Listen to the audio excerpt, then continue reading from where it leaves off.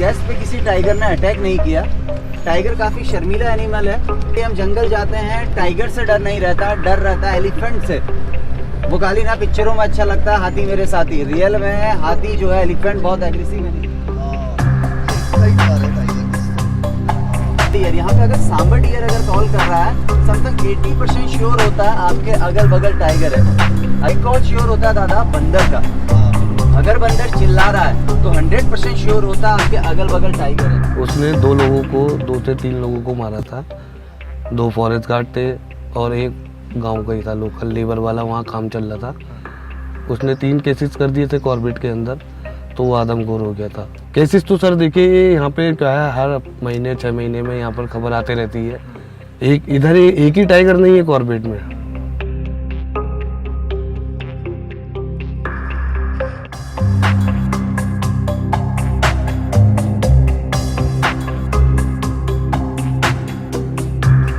कहने के लिए तो जंगल का राजा शेर है, पर जब बात आती है फिजिकल स्ट्रेंथ, साइज और सीक्रेसी की, तो बाघ कहीं न कहीं जंगल के राजा को पीछे छोड़ देता है। Tiger, a member of cat family, बहुत ही अद्भुत और इस फैमिली का सबसे ताकतवर मेंबर है। हमेशा अकेले रहता है। 200 से 250 केजी का ये जानवर हमेशा घात लगाकर शिकार करता है। बात करें इसके बिहेवियर की, तो ही minds his own business. Nature से यह बहुत सीक्रेटिव होता है और यही बात इसे जंगल में सबसे शानदार और खतरनाक जानवर बनाती है।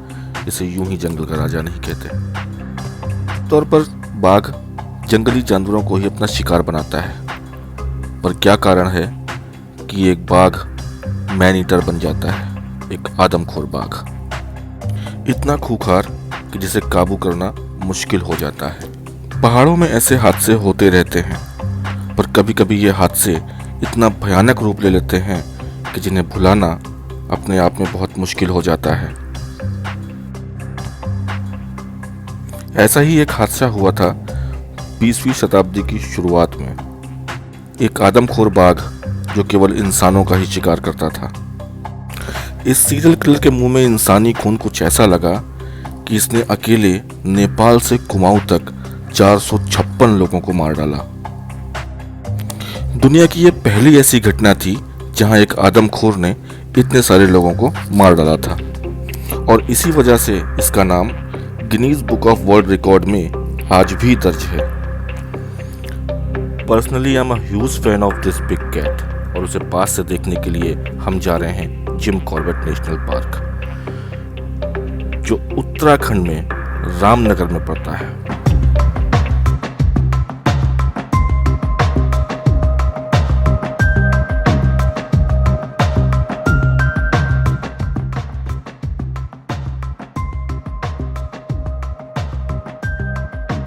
जंगल में 580 बर्ड स्पीशीज, 33 से ज़्यादा रेप्टाइल स्पीशीज, बहुत सारे डियर और 350 से ज़्यादा रॉयल बंगाल टाइगर रहते हैं, जो इंडिया के किसी भी दूसरे टाइगर रिजर्व में पाए जाने वाली टाइगरों की संख्या से बहुत ज़्यादा है। जिम कॉर्बेट पार्क का नाम एडवर्ड जेम्स कॉर्बेट के नाम पर पड़ा है, जो एक फेमस हंटर और नेचुरलिस्ट थे, जिन्होंने 19 आदमखोर टाइगर्स और 14 लेपर्ड्स को मारा था।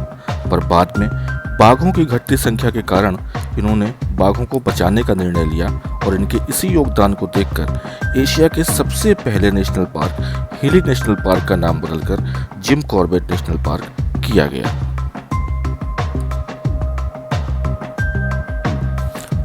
जिम कॉर्बेट को 6 जोन में बांटा गया है, जिनमें दिकाला, झिरना, दुर्गा देवी, सीताबनी, ब्रिजरानी और धनगढ़ी गेट शामिल हैं।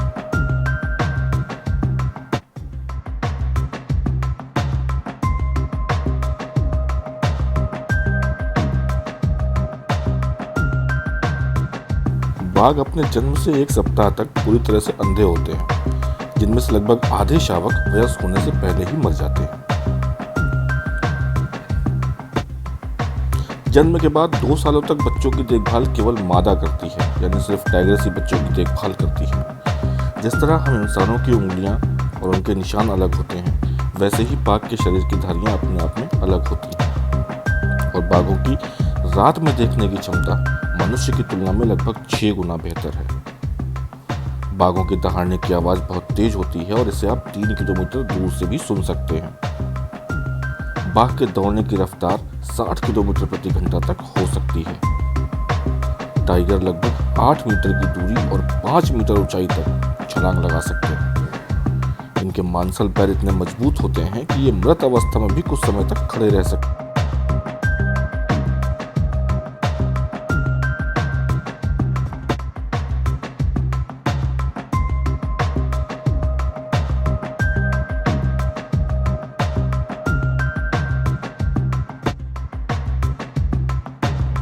यहाँ से थोड़ा अंदर 50 मीटर्स अंदर कोई एनिमल बैठ गया तो दिखना मुश्किल हो जाता है। और फिर दूसरा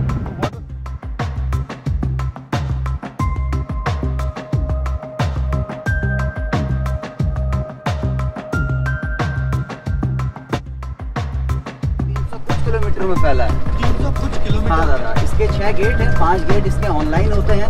इसका नंबर 1 का गेट है डिकाला जोन। डिकाला जोन एशिया लेवल का फेमस जोन है। यहाँ पे एशिया में जितने नेशनल पार्क है उसमें night stay compulsory, but Jim Corbett national park का जो डिकाला जोन है, अगर आपने जीप सफारी करना है ना तो एक रात आपको जंगल के अंदर ही रुकना पड़ेगा। नाइट स्टे कंपलसरी रहता है। ओके दादा, अभी एक बात बड़ी इंटरेस्टेड बता रहे हैं, ध्यान से सुनिएगा। 1288 स्क्वायर किलोमीटर में 260 प्लस टाइगर है, 1000 प्लस एलिफेंट है, 50,000 प्लस डियर है, 600 प्लस बर्ड है, एलिगेटर, क्रोकोडाइल, लेपर्ड, जंगली भालू, मॉनिटर लिजर्ड, मार्टिन, स्नेक में viper, panther, cobra, king cobra भी है। 110 प्रकार का अलग अलग नेचुरल पेड़ है, 51 प्रकार की अलग अलग नेचुरल झाड़ियां हैं और 30 प्रकार के अलग अलग बांस हैं, बैम्बू।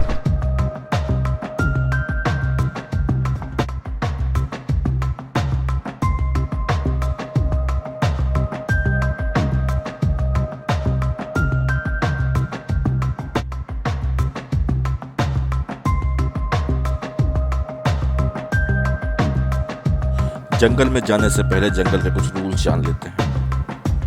शोर मत करें, आप किसी के घर में आए हैं। गाड़ी से बिल्कुल ना उतरें और चलती गाड़ी में सेल्फी लेने की कोशिश तो बिल्कुल भी ना करें। जैसे जैसे हम जिम कॉर्बेट की ओर बढ़ रहे थे, बाघ से मिलने की मेरी उत्सुकता बढ़ती ही जा रही थी। शाम करीब 4 बजे हम अपने पहले से बुक किए हुए रिजॉर्ट में पहुंच गए।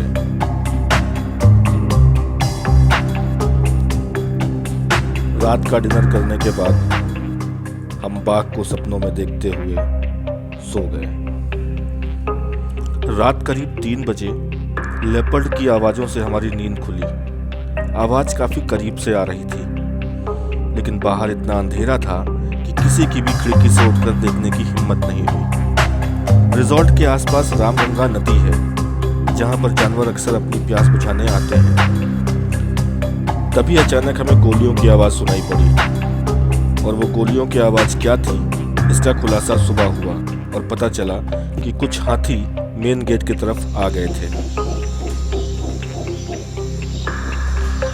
अगली सुबह का सूरज बाघ से मिलने की हमारी उम्मीदों को और मजबूत करता हुआ निकल रहा था।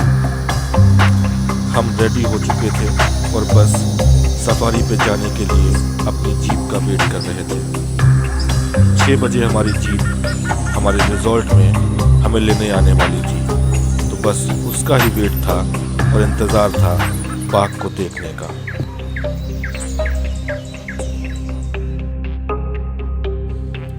हमारी सफारी झिरना जोन में बुक हुई थी।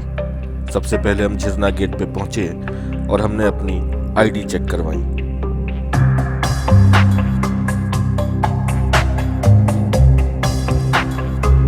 अब हम पक्के रास्तों को छोड़कर जंगल के अंदर कच्चे रास्तों पर चलने लगे थे।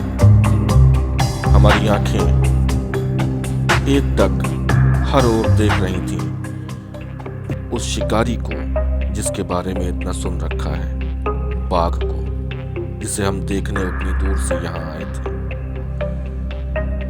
अब तक हमें बाघ नहीं दिखा था, लेकिन हमारे साथ जो गाइड थे वो लगातार कॉलिंग सुन रहे थे और ड्राइवर को बता रहे थे इस तरफ बाघ हो सकता है या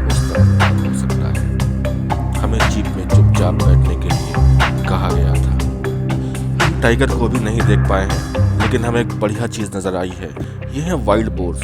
ये नेचर से बहुत ही अग्रेसिव जानवर होते हैं। अनबिलीवेबल स्ट्रेंथ होने के साथ साथ ये बहुत ही इंटेलिजेंट माने जाते हैं। जंगल में हर जानवर एक दूसरे की मदद करता है, फिर चाहे वो बंदरों का झुंड हो जो पेड़ों से फल और पत्तियां गिराकर हिरणों का पेट भरते हैं, या फिर चिड़ियाएं जो बाघ के आसपास होने की सूचना शोर मचाकर सभी जानवरों को देती है।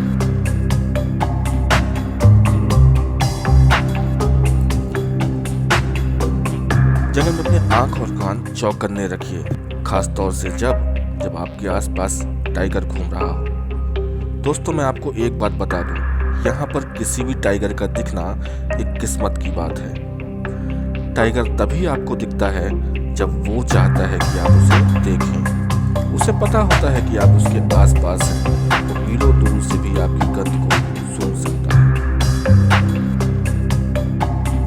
खुले जंगल में बाघ को ढूंढने जाने का सबसे बड़ा फायदा यही होता है कि बाघ भी आप ही को ढूंढ रहा होता है। जैसे जैसे हम जंगल के अंदर जा रहे हैं, जंगल और भी घना होता जा रहा है और हमारी एक्साइटमेंट और भी बढ़ती जा रही है।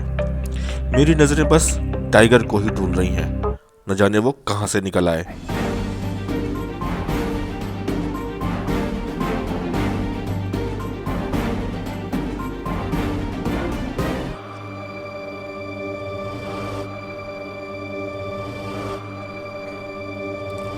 बाघ एक घात लगाकर शिकार करने वाला जानवर है, और अगर आपका सामना कभी एक बाघ से हो जाए तो उसकी आंखों में देखते रहिए। ऐसे में बाघ के आप पर अटैक करने के चांसेस बहुत कम हो जाते हैं, क्योंकि जब आप उसकी आंखों में देखते हैं तो आप उसे बता रहे हैं कि आप जानते हैं कि वो वहाँ पर मौजूद है।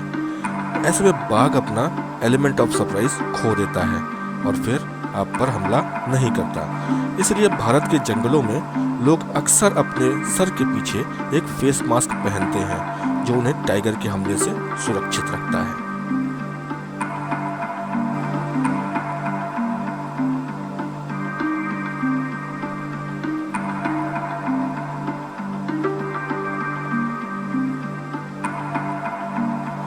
जंगल में घूमते हुए हमें करीब 1.5 घंटा हो चुका था और अब तक हमें वो नहीं दिखा था जिसे हम देखने उतनी दूर से यहाँ तक आए थे। पर तभी अचानक कुछ ऐसा हुआ कि मानो सांस थम सी गई।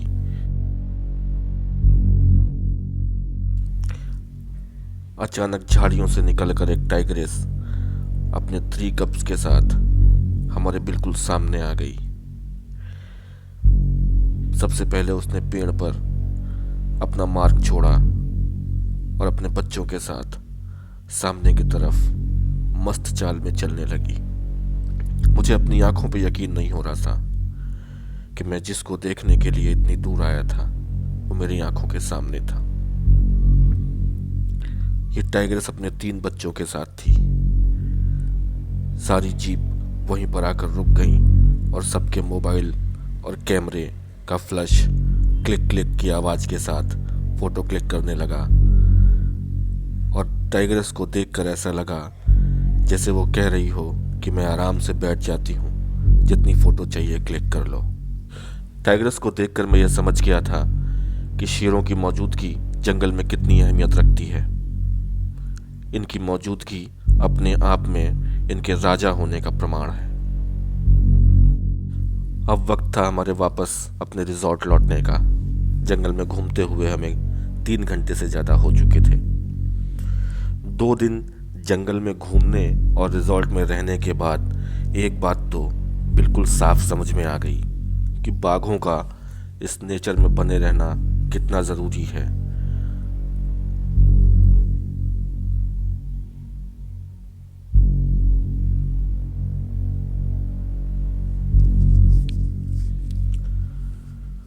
एक बाघ कभी भी इंसानों को बेवजह या मज़े के लिए नहीं मारता। उसके इंसानों पर हमला करने के बहुत डीप रीजंस होते हैं। पहला, जब इंसान उसकी टेरिटरी में आता है। टाइगर एक अकेला रहने वाला जानवर है जो हर उस चीज़ से अनसेफ महसूस करता है जिससे वो अनजान है। यहाँ तक कि दूसरे टाइगर्स भी जो उसकी टेरिटरी से बिलोंग नहीं करते। और ह्यूमन पॉपुलेशन जिस स्पीड से बढ़ रही है उससे कई जंगल छोटे होते जा रहे हैं और जिसका सीधा असर इन टाइगर्स के ऊपर ही पड़ता है। दूसरा रीज़न होता है जब किसी अमेच्योर हंटर की वजह से एक टाइगर अपने कैनाइन टीथ खो देता है, जिसकी वजह से वो पेट भरने के लिए दूसरे जानवरों का शिकार नहीं कर पाता और आसान शिकार की तलाश करता है। कुछ ऐसा ही हुआ था चंपावत टाइगर के साथ भी। यहाँ आने के बाद शेरों के प्रति मेरे मन में सम्मान और बढ़ गया है। ये बेवजह किसी पर भी हमला नहीं करते, बशर्ते आप इनके घर में आए हैं तो इनके हिसाब से रहें। Save the tiger.